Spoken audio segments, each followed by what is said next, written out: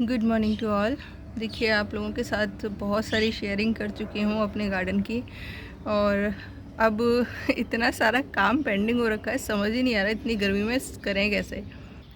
गर्मियों वाले पौधे जो हैं फुल ब्लूम पर आ चुके हैं, सर्दियों वाले जाने को तैयार नहीं है, वो वापस खिले जा रहे हैं। ये होती है जैविक की ताकत। इसमें मैंने देखा है कि जो ड्यूरेशन होता है पौधों का खिलने का, वो काफ़ी टाइम आगे तक रहता है।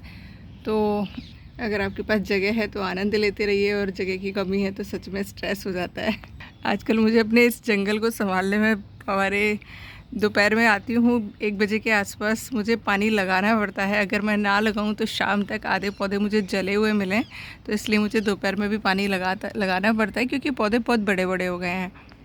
और आज का वीडियो इसीलिए मैं बना रही हूँ क्योंकि काफ़ी सारे लोगों की क्वेरीज आ रही हैं, क्योंकि देखिए बहुत सारे लोग ऐसे हैं मेरे जैसे जिनके टेरेस पर नेट की सुविधा नहीं है, या कोई भी ऐसा शेडी एरिया नहीं है जहाँ पर वो प्लांट्स रख सकें।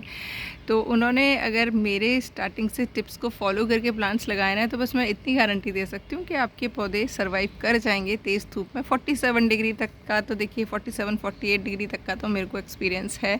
मेरे टेरेस पर भी आती है, तेज़ धूप होती है एकदम प्रचंड, जिसको गर्मी कहते हैं। लेकिन हाँ, मुझे पानी 2 बार तो लगाना ही होता है, कई बार 3 बार भी लगाना पड़ता है।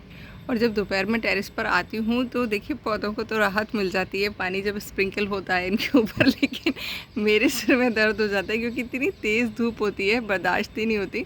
बट ये चीज़ मैं पूरे 2 महीने सहती हूँ अपने पौधों के लिए, क्योंकि उसके अलावा मेरे पास कोई ऑप्शन होता नहीं है। कल देखिए स्वीट विलियम का पौधा जिसमें पानी देना आई थिंक शायद भूल ही गई होंगी मैं, ये देखिए किस कदर बेचारा मुरझा गया, एकदम से डल हो गया है। ये देखिए, ये तो अभी मैंने पानी डाला है तो थोड़े पत्ते सही हो गए, नहीं तो बिल्कुल डल हो गया था। तो ये चीज़ अब आपको ध्यान रखनी पड़ेगी गर्मियों में।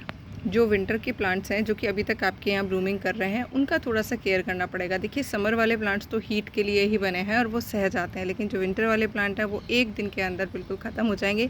तो या तो आप उनको हटा दीजिए, क्योंकि वो बीमारियों को भी अट्रैक्ट करते हैं। मेरे यहाँ आप देखिए खिल रहे हैं तो मुझे लग रहा है चलो ठीक है, क्योंकि मुझे इनमें कोई प्लांट लगाना नहीं है इन गमलों में, तो चल रहा है। लेकिन अगर आपको थोड़ी सी भी प्रॉब्लम हो रही है तो आप हटा दीजिएगा। बीज आपने आई होप कलेक्ट कर ही लिए होंगे, तो उन्हें स्टोर करके रख लीजिएगा। और किसी भी आयरन रॉड पर या उसके सहारे देखिएगा, धूप में पौधे हैं तो मत चढ़ाइएगा। अगेन एक चीज़ पहले भी मैंने शेयर किया था कि आयरन का कोई भी या मेटल का कोई भी जो स्टैंड होता है वो बहुत गर्म हो जाता है, और वो कहीं ना कहीं आपके पौधे को नुकसान पहुंचा सकता है। जब दोपहर में आप उसको खुद टच नहीं कर सकते हैं तो जो सॉफ्ट सॉफ्ट बेलें होती हैं वो कैसे उसका जो गर्मी है सह पाएंगी। तो थोड़ा सा ध्यान रखिएगा।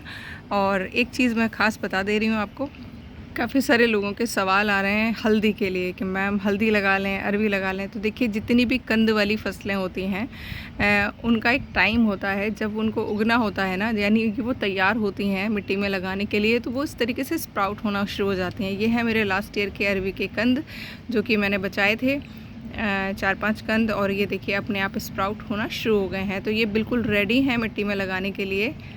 लास्ट डेट को मैंने मिस कर दिया, नहीं तो ये स्प्राउट तो तभी होना शुरू हो गए। तो सेम आपकी हल्दी के साथ में होगा। हल्दी में आप देखेंगे छोटे छोटे से इस तरीके से, जैसे इसके ये नोक निकल रहे हैं ना, इसी तरीके से निकलना स्टार्ट हो जाएंगी। और नहीं भी निकल रही है ना, तो आप जो नेक्स्ट डेट आ रही है कंद वाली, उसमें उस हल्दी को लगा लीजिएगा, क्योंकि बेस्ट टाइम होता है अप्रैल एंड या मई का फर्स्ट वीक। आप लगा लेंगे तो आपको नवंबर दिसंबर में हल्दी हार्वेस्ट करने के लिए मिल जाएगी। तो बस मैं मिट्टी तैयार करूँगी 1 आध दिन में, और आप लोगों के साथ शेयर कर दूँगी कि मैं मिट्टी कैसे रेडी कर रही हूँ। बिल्कुल पोरस मिट्टी बनानी होती है किसी भी कंद वाली फसल के लिए, क्योंकि ये मिट्टी के नीचे इसके कंद तैयार होते हैं। तो मिट्टी पोरस होगी तभी इनका फैलाव होगा जड़ों का अच्छे से, और ये कंद प्रॉपर बन पाएंगे। तो मिट्टी एकदम पोरस बनाइएगा।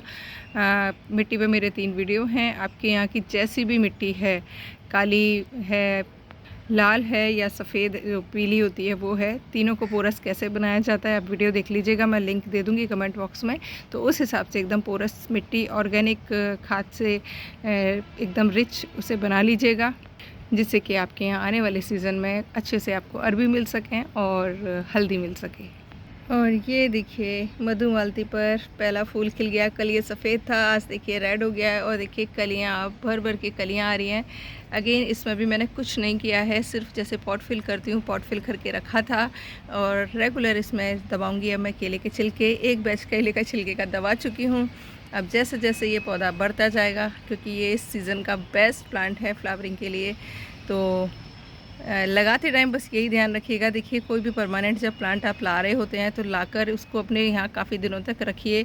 और हाँ, एक और चीज़ मैं मेंशन कर देती हूँ इस वीडियो में, इस टाइम पर अगर आप पौधे को रिपोर्ट करने का रिस्क लेते हैं परमानेंट प्लांट को, तो देखिए शाम के टाइम करिएगा, रूट्स को बहुत ज़्यादा डिस्टर्ब मत करिएगा। और करने के बाद में कम से कम 2-3 दिन शेडी एरिया में रखिएगा। तेज़ धूप में अगर पौधा शॉक में आ गया तो आप उस पौधे को नहीं बचा पाएंगे।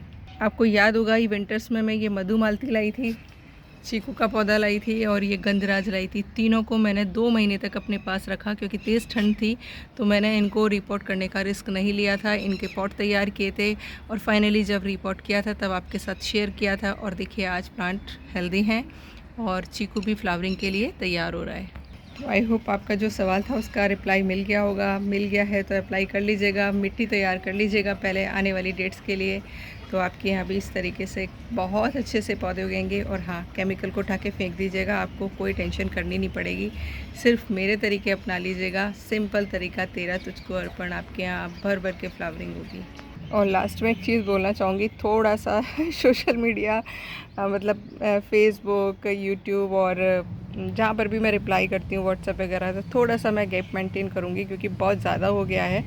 तो मैं आपके क्वेश्चंस के रिप्लाई थोड़े बहुत नहीं कर पाऊँगी इन दिनों में। वीडियो मैं रेगुलर डालती रहूँगी, तो उसके लिए मुझे माफ़ कीजिएगा क्योंकि मेरा मानना है कि जब बहुत ज़्यादा सोशल मीडिया का यूज़ हो जाता है ना, तो कहीं ना कहीं सेहत पर इम्पैक्ट पड़ने लगता है। तो मैं अपने काम करती रहूँगी, आप लोगों के साथ शेयरिंग करती रहूँगी, लेकिन अगर आपके सवालों के कुछ दिनों तक रिप्लाई नहीं कर पाती हूँ तो उसके लिए क्षमा कीजिएगा। और वैसे भी आप अगर मेरे YouTube पर मेरे एक एक करके वीडियोस देखना शुरू कर देंगे ना, तो आपको कोई सवाल रहेगा ही नहीं। वो आपको थोड़ा सा मेहनत करना पड़ेगा। 5-7 मिनट के वीडियोज़ हैं, अगर आप देखेंगे तो डेफ़िनेटली आपके काम आएंगे। Thank you for watching.